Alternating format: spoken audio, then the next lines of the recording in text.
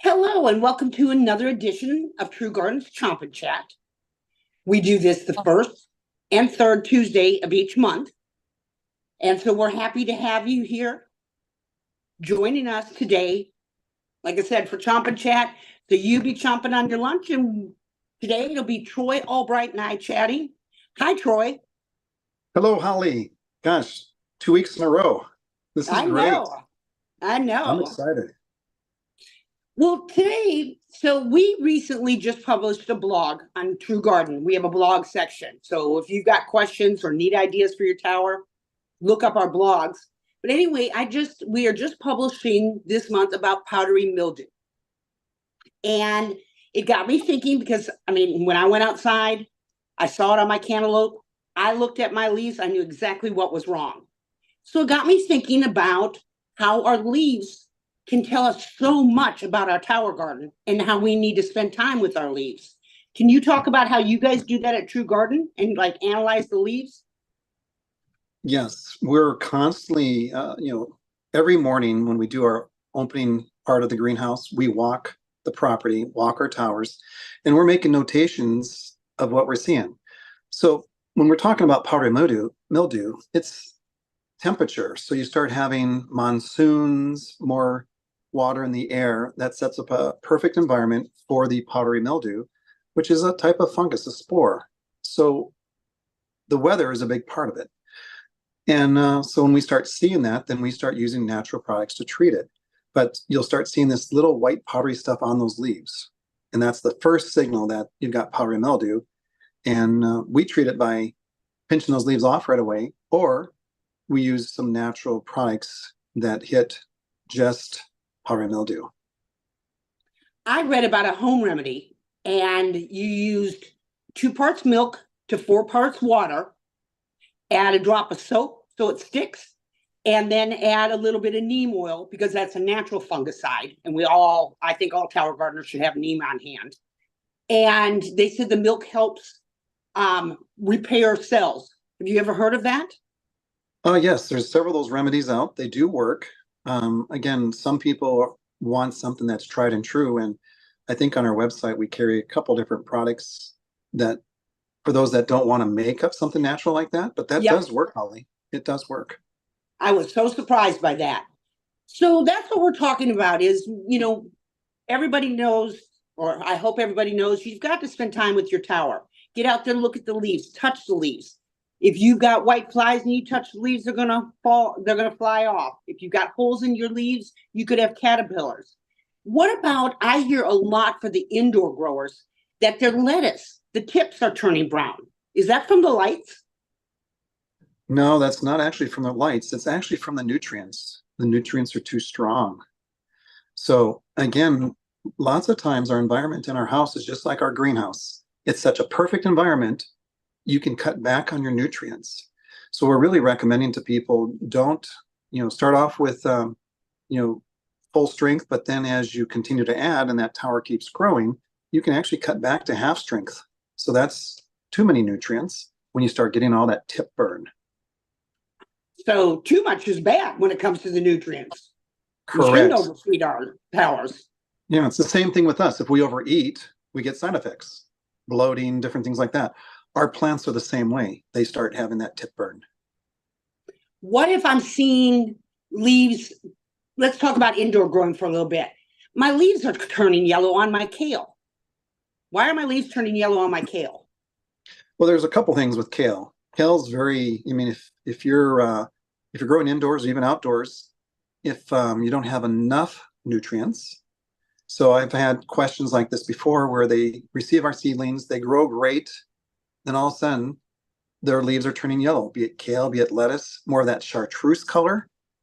So then I get on the phone, and what's great with FaceTime, I can actually see their tower as if I'm standing right there. So I'll look at their tower and I'm like, well, when did you last add nutrients? And they're like, well, I added nutrients when I started up 6, 7 weeks ago. And I go, you haven't added nutrients since then? No. And so again, it's just like us. We're eating, we eat multiple times a day. Our plants are eating, and you have to add nutrients, periodically. Some do it once a week. Some will check it, more often, but typically once a week when you add water, you'd want to add nutrients. And so if you've only been adding half strength, then you'd want to go to full strength because those plants are in need of more nutrients. And what's the other cause? You said there were a couple.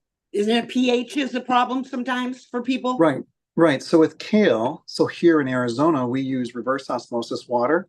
So all the minerals are taken out of it. Well, kale requires more iron.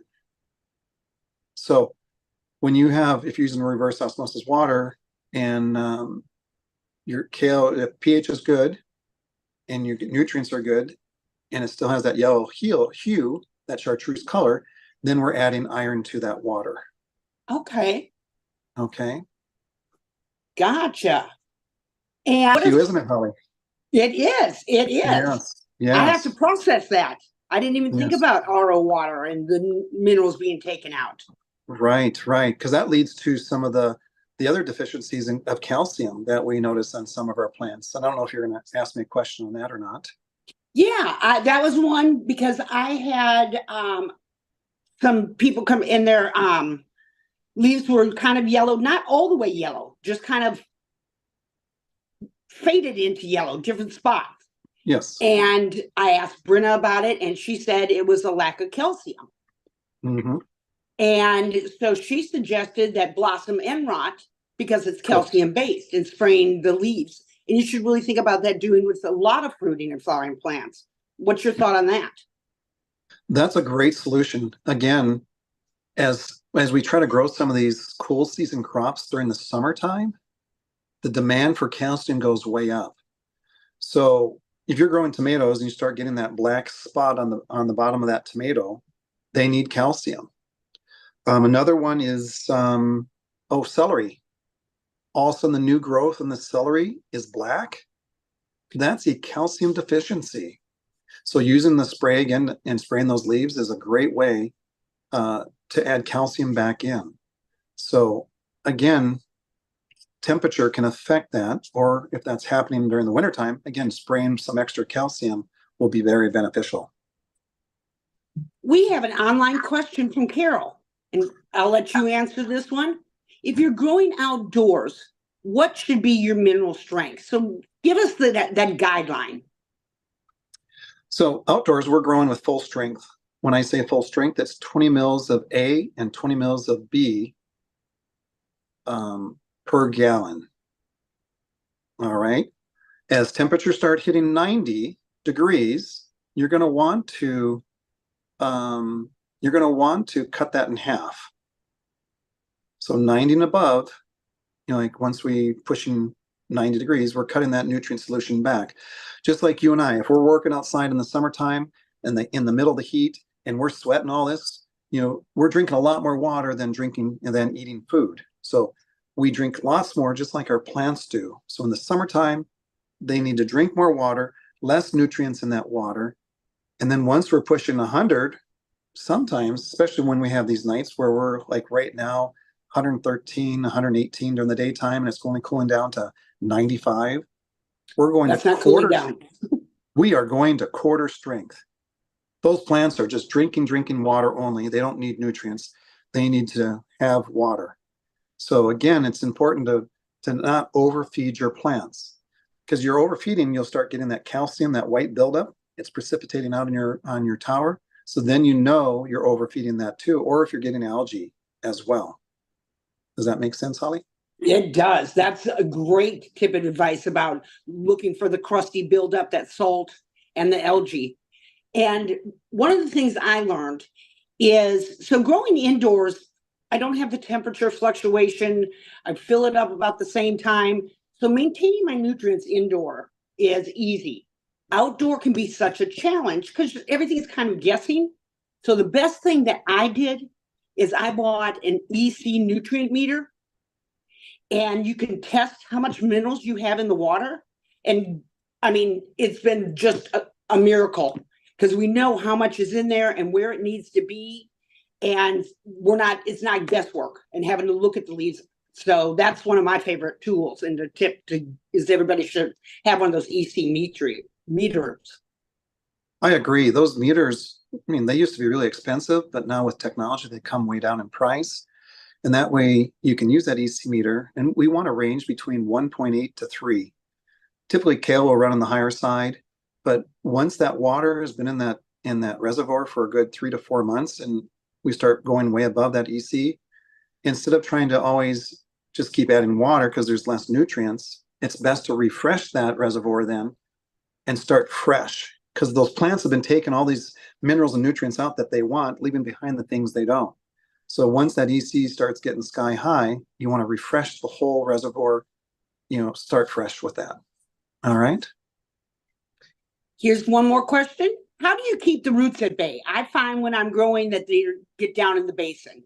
My answer is when you open your lid, stick your arm in there and pull them out. What do you say, Troy?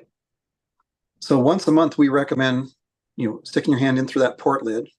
We're always washing our hands. I mean, we're trying to do best practice. Sometimes we put gloves on, but once a month we reach in there and we don't use a tool or anything. We just pull on those roots.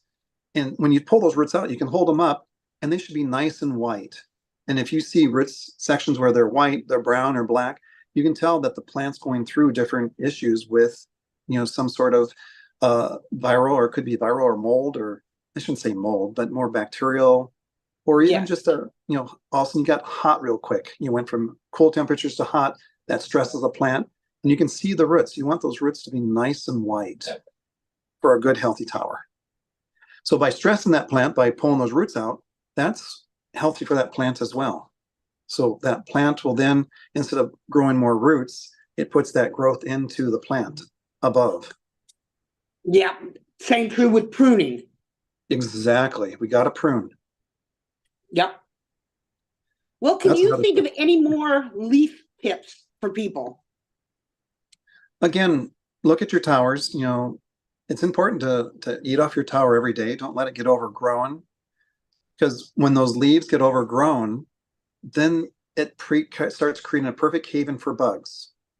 So keep that tower nice and manicured so you can see the white plastic, because once you can't see it, then that air can't get into that plant canopy, and that allows the bugs to again get a foothold. So don't let those leaves get super big. Pinch those big leaves off, eat them.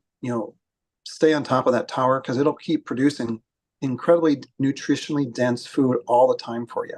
It's an incredible growing system. Wonderful. Well, we need to wrap up. I know there's a question. I will personally email you and answer that question about the arugula. But we certainly appreciate you joining us for another edition of the Chomp and Chat. Like I said, I've been lucky enough to have Troy 2 weeks in a row. We do this the first and third Tuesday of every month.